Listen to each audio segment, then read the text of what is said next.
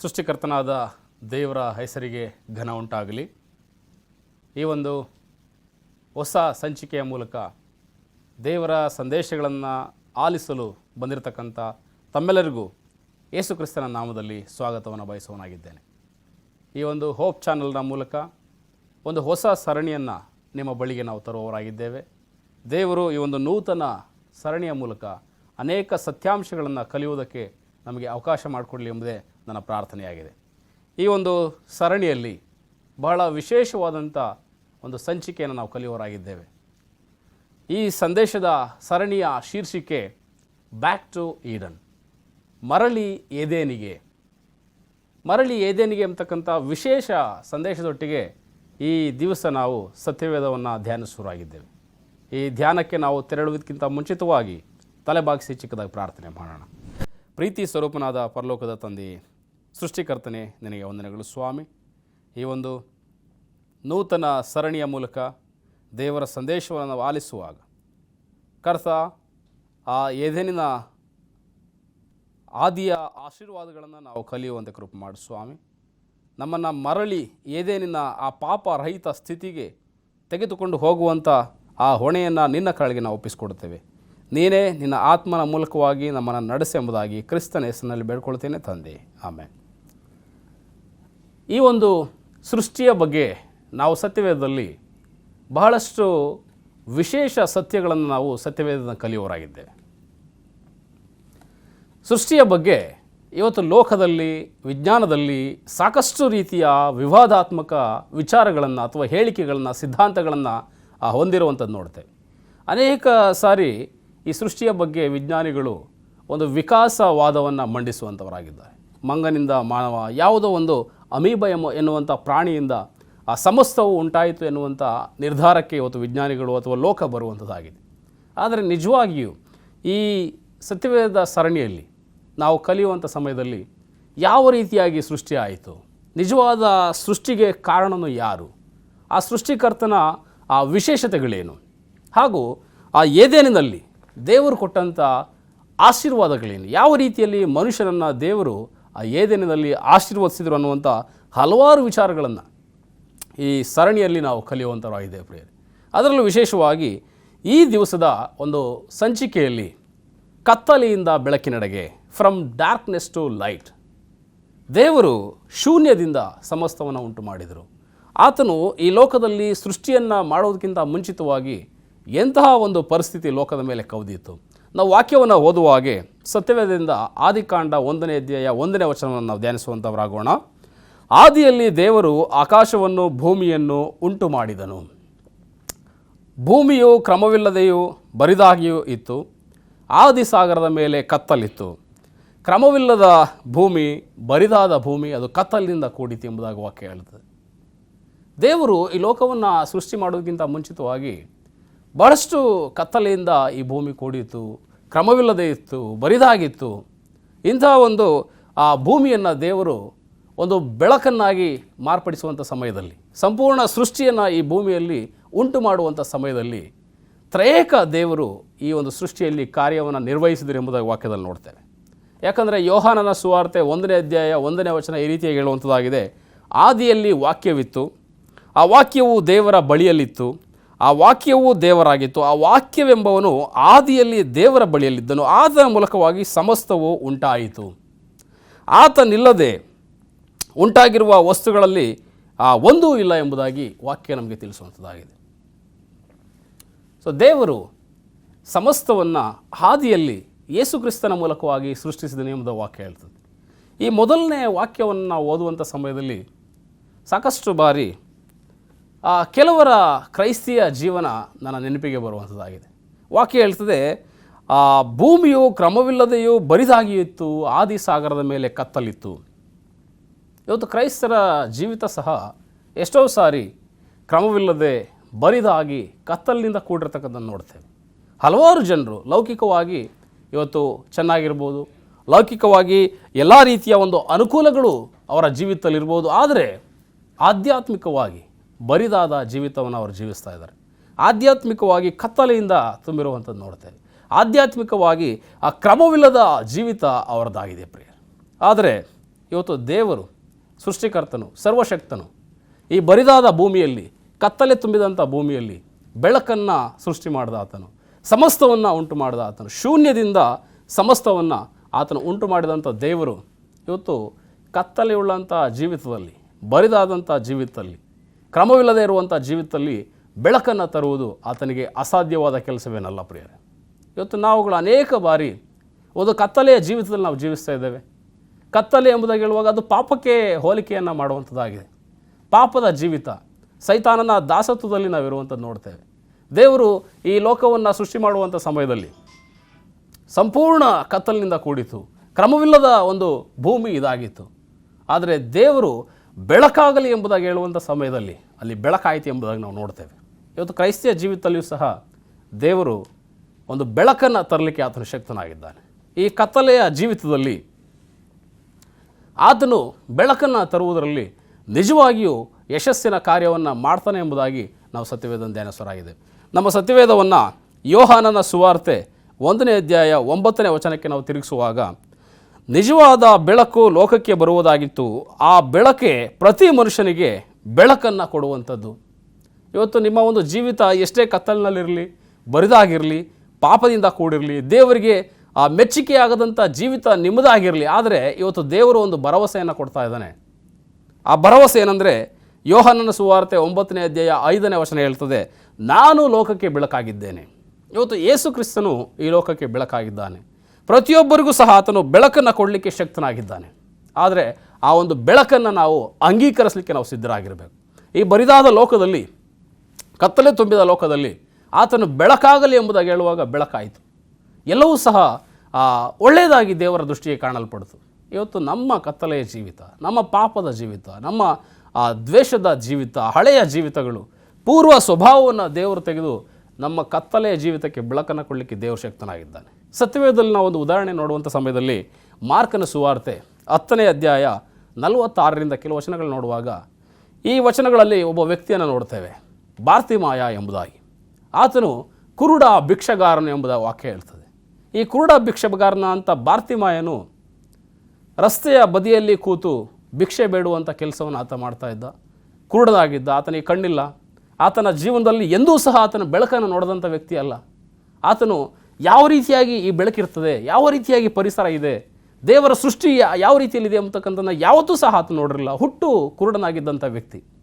ಅಂತಹ ವ್ಯಕ್ತಿಯ ಜೀವಿತದಲ್ಲಿ ಒಂದು ಸಾರಿ ಯೇಸು ಸ್ವಾಮಿಯನ್ನು ಆತನು ಹೋಗುವಂಥದ್ದನ್ನು ಗಮನಿಸಿ ಆ ಯೇಸು ಸ್ವಾಮಿಯನ್ನು ಕೂಗಿಕೊಂಡಂಥ ಸಮಯದಲ್ಲಿ ಯೇಸು ಸ್ವಾಮಿ ಆ ಕತ್ತಲೆಯಿಂದ ತುಂಬಿದಂಥ ಆ ವ್ಯಕ್ತಿಯ ಜೀವಿತಕ್ಕೆ ಬೆಳಕಾಗಿ ಬರುವಂಥದ್ದು ನೋಡ್ತೇವೆ. ಯಾವಾಗ ಕ್ರಿಸ್ತನು ಆತನ ಕೂಗಿಗೆ, ಆತನ ಮೊರೆಗೆ ಹೋಗೊಟ್ಟು ಆ ಒಂದು ಕಣ್ಣುಗಳಿಗೆ ಆತನ ಸ್ವಸ್ಥತೆಯನ್ನು ಕೊಡುವಂಥ ಸಮಯದಲ್ಲಿ ಆ ಬಾರ್ತಿಮಾಯನು ಮೊಟ್ಟ ಮೊದಲನೇ ಬಾರಿಗೆ ಆ ಬೆಳಕನ್ನು ಆತನು ನೋಡುವಂಥವನಾಗಿದ್ದಾನೆ. ಮೊಟ್ಟ ಮೊದಲನೇ ಬಾರಿಗೆ ಸೃಷ್ಟಿಯನ್ನು ಆತನು ನೋಡುವಂಥವನಾಗಿದ್ದಾನೆ. ಮೊಟ್ಟ ಮೊದಲನೇ ಬಾರಿಗೆ ಆ ತೆರೆದ ಕಣ್ಣುಗಳಿಂದ ಸೃಷ್ಟಿಕರ್ತನನ್ನು ಸಹ ಆತನು ನೋಡ್ದ. ಪ್ರೇರೆ, ಆ ಕತ್ತಲೆಯಾದಂಥ ಜೀವಿತ, ಭಿಕ್ಷೆಗಾರನಾದಂಥ ಆ ಬಾರ್ತಿಮಾಯನ ಜೀವಿತ ಬೆಳಕಿನಿಂದ ಕೂಡಿತು. ಇವಾಗ ಯಾವತ್ತು ನಮ್ಮ ಒಂದು ಜೀವನದಲ್ಲಿ ಯೇಸು ಕ್ರಿಸ್ತನ ಪ್ರವೇಶ ಆಗ್ತದೋ, ಯೇಸು ಕ್ರಿಸ್ತನ ನಮ್ಮ ಜೀವಿತಕ್ಕೆ ಯಾವಾಗ ಬೆಳಕಾಗಿ ಬರ್ತಾನೋ, ನಿಜವಾಗಿಯೂ ನಮ್ಮ ಜೀವನ ಅದು ಬೆಳಕಾಗುವಂಥದ್ದಾಗಿದೆ. ಅಂಧಕಾರದಿಂದ ಅದು ಮುಕ್ತಿಯನ್ನು ಪಡೆಯುವಂಥದ್ದಾಗಿದೆ. ಪಾಪದಿಂದ ಅದು ಹೊರಗೆ ಬರುವಂಥದ್ದಾಗಿದೆ. ಪ್ರೇರೆ, ನಾವು ಈ ಲೌಕಿಕ ಜೀವಿತದಲ್ಲಿ ಜೀವಿಸುವಂಥ ಸಮಯದಲ್ಲಿ, ಪಾಪದಿಂದ ನಾವು ಹೊರಗಡೆ ಬರುವಂಥ ಸಮಯದಲ್ಲಿ, ನಮ್ಮ ಲೌಕಿಕವಾದಂಥ ಪಾಪಗಳನ್ನು ನಾವು ತ್ಯಜಿಸುವಂಥ ಸಮಯದಲ್ಲಿ, ದೇವರಿಗೋಸ್ಕರ ನಾವು ಜೀವಿಸುವಂಥ ಸಮಯದಲ್ಲಿ ನಿಜವಾಗಿಯೂ ದೇವರು ನಮ್ಮ ಜೀವಿತದಲ್ಲಿ ಬೆಳಕನ್ನು ಕೊಡಲಿಕ್ಕೆ ಆತನು ಶಕ್ತನಾಗಿದ್ದಾನೆ. ಇವತ್ತು ನಿಮ್ಮ ಪರಿಸ್ಥಿತಿ ಯಾವುದೇ ರೀತಿಯಲ್ಲಿರಲಿ, ಎಂತಹ ಕಷ್ಟಗಳಲ್ಲಿ ನೀವು ತುಂಬಿರಲಿ, ಎಂತಹ ಕ್ರಮವಿಲ್ಲದ ಜೀವಿತ ನಿಮ್ಮದಾಗಿರಲಿ, ಈ ಲೋಕದಲ್ಲಿ ನನಗೆ ಯಾವುದೇ ನಿರೀಕ್ಷೆ ಇಲ್ಲ, ನನ್ನ ಜೀವನ ಬರಿದಾಗಿದೆ, ನನ್ನ ಜೀವನ ಯಾಕೆ ಈ ರೀತಿಯಾಗಿ ಕಷ್ಟಗಳಿಂದ ತುಂಬಿದೆ ಎಂಬುದಾಗಿ ನೀವು ನೆನೆಸ್ಬೋದು. ಆದರೆ ಯೇಸು ಕ್ರಿಸ್ತನನ್ನು ನಿಮ್ಮ ಜೀವಿತಕ್ಕೆ ಆಹ್ವಾನಿಸುವಾಗ, ಯೇಸು ಕ್ರಿಸ್ತನನ್ನು ನಿಮ್ಮ ಜೀವಿತಕ್ಕೆ ನೀವು ಪ್ರವೇಶಿಸಲಿಕ್ಕೆ ಅನುಮತಿಯನ್ನು ಕೊಡುವಾಗ, ನಿಜವಾಗಿಯೂ ಕ್ರಿಸ್ತನು ನಿಮ್ಮ ಜೀವನದಲ್ಲಿ ಬೆಳಕನ್ನು ತರಲಿಕ್ಕೆ ಶಕ್ತನಾಗಿದ್ದಾನೆ. ಈ ಒಂದು ಸಂದೇಶಗಳನ್ನ ವೀಕ್ಷಿಸ್ತಿರ್ತಕ್ಕಂಥ ಸಹೋದರ ಸಹೋದರಿ, ನಿಮ್ಮ ಒಂದು ಜೀವಿತದಲ್ಲಿ ಕ್ರಿಸ್ತನ ಪ್ರವೇಶಕ್ಕೆ ನೀವು ಅನುಮತಿಯನ್ನು ಕೊಡಬೇಕೆಂಬುದಾಗಿ ಆ ದೇವರ ವಾಕ್ಯದ ಮೂಲಕವಾಗಿ ನಾನು ಮನವಿಯನ್ನು ಮಾಡಿಕೊಳ್ಳುವನಾಗಿದ್ದೇನೆ. ನಮ್ಮ ಸತ್ಯವೇದವನ್ನು ಯೋಹಾನನ ಸುವಾರ್ತೆ 3ನೇ ಅಧ್ಯಾಯ 19-20ನೇ ವಚನಕ್ಕೆ ತಿರುಗಿಸುವ ಹಾಗೆ ವಾಕ್ಯ ಹೀಗೆ ಹೇಳುವಂಥದ್ದಾಗಿದೆ. ಲೋಕಕ್ಕೆ ಬೆಳಕು ಬಂದಿದ್ದರೂ ಮನುಷ್ಯರ ಕೃತ್ಯಗಳು ಕೆಟ್ಟವುಗಳಾಗಿರುವುದರಿಂದ ಅವರು ಬೆಳಕಿಗಿಂತ ಕತ್ತಲೆಯನ್ನೇ ಹೆಚ್ಚಾಗಿ ಪ್ರೀತಿಸಿದರು. ಇವತ್ತು ಲೋಕದಲ್ಲಿ ಬೆಳಕು ಕೊಡಲ್ಪಟ್ಟಿದೆ. ಆ ನಿಜವಾದ ಬೆಳಕು ಯೇಸು ಕ್ರಿಸ್ತನೇ ಎಂಬುದನ್ನು ನಾವು ಅರಿತಿದ್ದೇವೆ. ಆದರೂ ಸಹ ಎಷ್ಟೋ ಸಾರಿ ನಮ್ಮ ಕೃತ್ಯಗಳು, ನಾವು ಮಾಡುವಂಥ ಕ್ರಿಯೆಗಳು ಅದು ಕೆಟ್ಟವುಗಳಾಗಿರೋದ್ರಿಂದ ನಾವು ಬೆಳಕಿಗಿಂತ ಹೆಚ್ಚಾಗಿ ಕತ್ತಲೆಯನ್ನು ನಾವು ಪ್ರೀತಿಸ್ತಾ ಇದ್ದೇವೆ. ಯೇಸು ಕ್ರಿಸ್ತನು ಇವತ್ತು ನಮ್ಮ ಒಂದು ಈ ಕಷ್ಟಕರವಾದ ಜೀವಿತಕ್ಕೆ, ಈ ಕತ್ತಲೆಯ ಜೀವಿತಕ್ಕೆ ಆತನ ಬೆಳಕಾಗಿ ಬಂದಿದ್ದಾನೆ. ನಮಗೆ ಬೆಳಕನ್ನು ಕೊಡಲಿಕ್ಕೆ ಆ ಏದೇನ್ ತೋಟದಲ್ಲಿ ನೋಡುವಾಗ ಆದಾಮ ಹವ್ವರನ್ನು ಆ ದೇವರ ಮಹಿಮೆಯ ಬೆಳಕು ಅದು ಸುತ್ತುವರಿಯಿತು. ಆ ದೇವರ ಮಹಿಮೆಯ ಬೆಳಕು ಅವರು ಪಾಪರಹಿತರಾಗಿದ್ದಾಗ ಅವರನ್ನು ಅದು ಪೋಷಣೆ ಮಾಡುತ್ತೆ ಎಂಬುದನ್ನು ನೋಡ್ತೇವೆ. ಯಾವಾಗ ಅವರು ಪಾಪಕ್ಕೆ ಒಳಗಾದರು, ಯಾವಾಗ ಅವರು ಕತ್ತಲೆಯ ಜೀವಿತಕ್ಕೆ ಒಳಗಾದರೂ ಆ ಮಹಿಮೆಯ ಬೆಳಕು ಅವರಿಂದ ತೆಗೆಯಲ್ಪಡ್ತು. ಪ್ರಿಯರೇ, ಇವತ್ತು ಕ್ರೈಸ್ತರಾದ ನಮ್ಮ ಜೀವನದಲ್ಲಿಯೂ ಸಹ ನಾವು ಪಾಪಕ್ಕೆ ಒಳಗಾಗುವಂಥ ಸಮಯದಲ್ಲಿ, ದೇವರಿಂದ ನಾವು ದೂರ ಹೋಗುವಂಥ ಸಮಯದಲ್ಲಿ ನಮ್ಮಲ್ಲಿರ್ತಕ್ಕಂಥ ದೇವರ ಬೆಳಕು ತೆಗೆಯಲ್ಪಡ್ತದೆ. ನಾವು ಪಾಪರಹಿತರಾಗಿ ಜೀವನ ಮಾಡಿದರೆ, ದೇವರಿಗೆ ಮೆಚ್ಚುಗೆಯಾಗುವಂಥ ಜೀವನ ನಮ್ಮದಾಗಿದ್ದರೆ, ನಿಜವಾಗಿಯೂ ಆ ಲೋಕಕ್ಕೆ ಬೆಳಕನ್ನು ಕೊಟ್ಟಂಥ ಕ್ರಿಸ್ತನು ಇವತ್ತು ನಮ್ಮ ಜೀವನಕ್ಕೂ ಸಹ ಬೆಳಕನ್ನು ಕೊಡಲಿಕ್ಕೆ ಶಕ್ತನಾಗಿದ್ದಾನೆ. ವಾಕ್ಯ ನಮಗೆ ಈ ರೀತಿಯಾಗಿ ಹೇಳುವಂಥದ್ದಾಗಿದೆ. 1 ಯೋಹಾನ 1ನೇ ಅಧ್ಯಾಯ 7ನೇ ವಚನ, ಆದರೆ ಆತನು ಬೆಳಕಿನಲ್ಲಿರುವಂತೆ ನಾವು ಬೆಳಕಿನಲ್ಲಿ ನಡೆದರೆ ಆತನ ಮಗನಾದ ಯೇಸುವಿನ ರಕ್ತವು ಸಕಲ ಪಾಪವನ್ನು ನಿವಾರಣೆ ಮಾಡಿ ನಮ್ಮನ್ನು ಶುದ್ಧ ಮಾಡುತ್ತದೆ. ಇವತ್ತು ಯೇಸು ಕ್ರಿಸ್ತನು ಯಾವ ರೀತಿಯಾಗಿ ಈ ಲೋಕದಲ್ಲಿ ಜೀವಿಸುವಂಥ ಸಮಯದಲ್ಲಿ ಆತನೂ ಸಹ ನಮ್ಮ ರೀತಿಯಲ್ಲಿ ಮನುಷ್ಯ ಸ್ವರೂಪನಾಗಿ ಬಂದನು. ನಮ್ಮ ರೀತಿಯಲ್ಲಿಯೇ ಶೋಧನೆಗಳನ್ನು ಆತನು ಎದುರಿಸಿದನು. ನಮ್ಮ ರೀತಿಯೇ ಪಾಪದ ಪ್ರೇರಣೆಗಳಿಗೆ ಒಳಗಾದನು. ಆದಾಗ್ಯೂ ಆತನು ಪಾಪ ಮಾಡಲಿಲ್ಲ, ಶುದ್ಧನಾಗಿ ಜೀವನ ಮಾಡಿದ್ನು, ಬೆಳಕಿನಲ್ಲಿ ಜೀವಿಸಿದ್ನು. ಇವತ್ತು ನಮಗೆ ಯೇಸು ಕ್ರಿಸ್ತನ ಒಂದು ಬಹುದೊಡ್ಡ ಮಾದರಿಯಾಗಿ ಈ ಕ್ರೈಸ್ತಿಯ ಜೀವಿತಕ್ಕೆ ಇರುವಂಥದ್ದು ನೋಡ್ತೇವೆ. ನಮಗೂ ಸಹ ಇಂತಹ ಬೆಳಕಿನಲ್ಲಿ ನಾವು ಜೀವಿಸುವಾಗ ಆತನ ಮಗನಾದ ಯೇಸುವಿನ ರಕ್ತವು ಸಕಲ ಪಾಪವನ್ನು ನಿವಾರಣೆ ಮಾಡಿ ನಮ್ಮನ್ನು ಶುದ್ಧ ಮಾಡುವಂಥದ್ದಾಗಿದೆ. ನಮ್ಮ ಜೀವಿತ ಅದು ಹೇಗೇ ಇರಲಿ, ಇದುವರೆಗೂ ನಾವು ಯಾವ ರೀತಿಯಲ್ಲಿ ಜೀವಿಸಿದೆವೋ ಗೊತ್ತಿಲ್ಲ. ದೇವರು ಈ ಲೋಕಕ್ಕೆ ಬೆಳಕನ್ನು ತರುವುದಕ್ಕಿಂತ ಮುಂಚಿತವಾಗಿ ಲೋಕವು ಕತ್ತಲೆಯಿಂದ ಕೂಡಿತ್ತು, ಕ್ರಮವಿಲ್ಲದೆ ಇತ್ತು, ಬರಿದಾಗಿತ್ತು. ಆದರೆ ದೇವರ ಆತ್ಮನು ಆ ಒಂದು ಕತ್ತಲೆಯ ಲೋಕದಲ್ಲಿ ಬೆಳಕನ್ನು ತರುವಂಥ ಸಮಯದಲ್ಲಿ ಬಹಳ ಸುಂದರವಾದ ಮನೋಹರವಾದ ಸೃಷ್ಟಿಯಲ್ಲಿ ಉಂಟಾಯಿತು ಎಂಬುದನ್ನು ನೋಡ್ತೇವೆ. ಬಹಳ ಕ್ರಮವಾದ ಸೃಷ್ಟಿಯಲ್ಲಿ ಆಯಿತು. ದೇವರು ಬಹಳಷ್ಟು ರಮ್ಯವಾದ ಏದೇನ್ ತೋಟವನ್ನು ನಿರ್ಮಿಸಿದರು. ಇವತ್ತು ನಮ್ಮ ಒಂದು ಜೀವನದಲ್ಲಿಯೂ ಸಹ ಬೆಳಕಾದಂಥ ದೇವರಿಗೆ ನಾವು ಅವಕಾಶವನ್ನು ಕೊಡುವಾಗ, ನಮ್ಮ ಜೀವಿತಕ್ಕೆ ಆತನನ್ನು ನಾವು ಆಕರ್ಷಿಸುವಂಥ ಸಮಯದಲ್ಲಿ ದೇವರು ನಮಗೆ ನಮ್ಮ ಒಂದು ಪಾಪದ ಜೀವಿತವನ್ನು ತೆಗೆದು ನಮಗೆ ಶುದ್ಧತ್ವವನ್ನು ಕೊಡ್ತಾನೆ ಎಂಬುದಾಗಿ ವಾಕ್ಯ ನಮಗೆ ತಿಳಿಸುವಂಥದ್ದಾಗಿದೆ.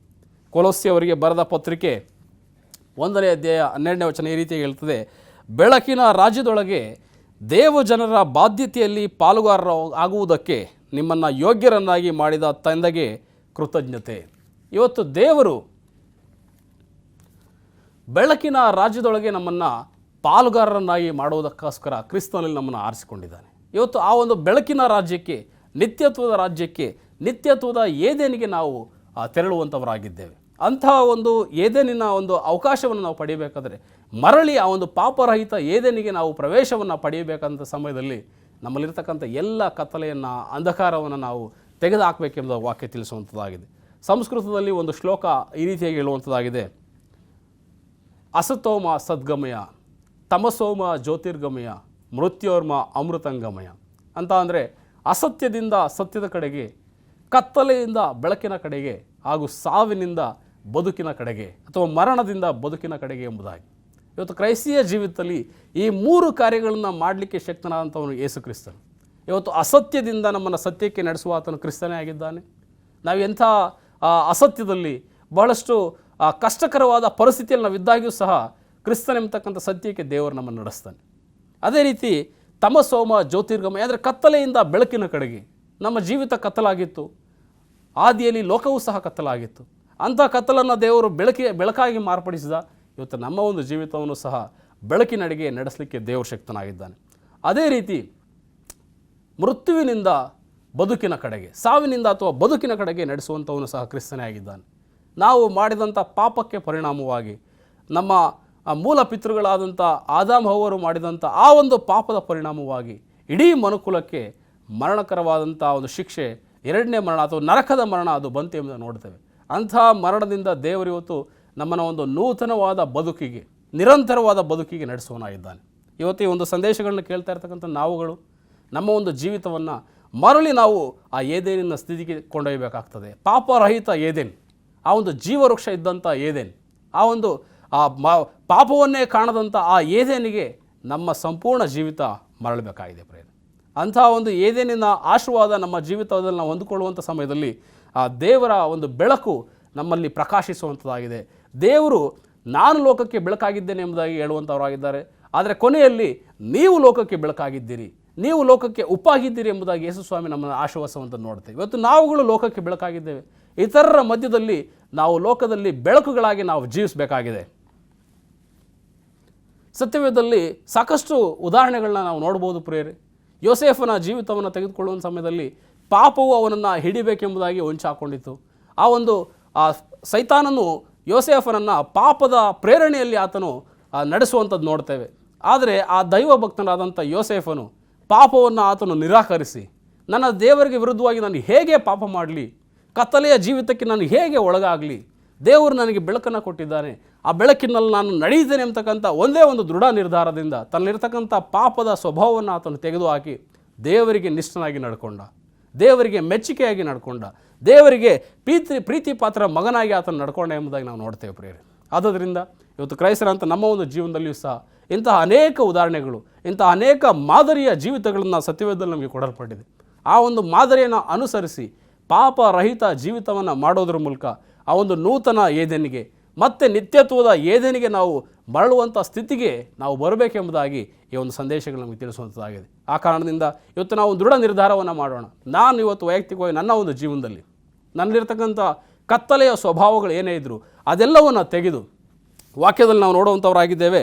ರೋಮಾಪುರ 13ನೇ ಅಧ್ಯಾಯ 12ನೇ ವಚನ, ಬೆಳಕಿಗೆ ಅನುಗುಣವಾದ ಆಯುಧಗಳನ್ನು ಧರಿಸಿಕೊಳ್ಳೋಣ. ಯಾಕಂದರೆ ಇರುಳು ಸಮೀಪವಾಯಿತು, ಆ ಒಂದು ಇರುಳು ಮುಕ್ತಾಯವಾಗುವ ಸಮಯ ಬಂದಿದೆ. ನಾವು ಬೆಳಕಿಗೆ ಅನುಗುಣವಾದಂಥ ಆಯುಧಗಳನ್ನು ಧರಿಸ್ಕೊಳ್ಳೋದ್ರ ಮೂಲಕ ಇರುಳಿನ ಅಥವಾ ಕತ್ತಲೆಗೆ ಸಂಬಂಧಪಟ್ಟಂಥ ಎಲ್ಲ ಕೃತ್ಯಗಳನ್ನು ನಮ್ಮಿಂದ ತೆಗೆದು ಹಾಕುವುದರ ಮೂಲಕ ನಾವು ಬೆಳಕಾಗಿ ಮಾರ್ಪಡೋಣ. ಲೋಕಕ್ಕೆ ನಾವು ಬೆಳಕಾಗಿದ್ದೇವೆ, ಇತರರಿಗೆ ನಾವು ಸಾಕ್ಷಿಗಳಾಗಿರಬೇಕು. ಇತರರಿಗೆ ನಾವು ಬೆಳಕನ್ನು ನೀಡುವುದಕ್ಕಾಗಿ ದೇವರು ಈ ಲೋಕದಲ್ಲಿ ನಮ್ಮನ್ನು ಇಟ್ಟಿದ್ದಾನೆ. ಇತರರಿಗೆ ನಾವು ಸಾಕ್ಷಿಗಳಾಗಿರಬೇಕು. ಇವತ್ತು ಸತ್ಯವೇದದಲ್ಲಿ 4 ಸುವಾರ್ತೆಗಳನ್ನು ನಾವು ನೋಡ್ತೇವೆ, ಮತ್ತಾಯ, ಮಾರ್ಕ, ಲೂಕ ಹಾಗೂ ಯೋಹಾನ. ಆದರೆ ಸತ್ಯವೇದದ ಜ್ಞಾನಿಗಳು ಹೇಳ್ತಾರೆ, ನಮ್ಮ ಜೀವಿತವೇ 5ನೇ ಸುವಾರ್ತೆ.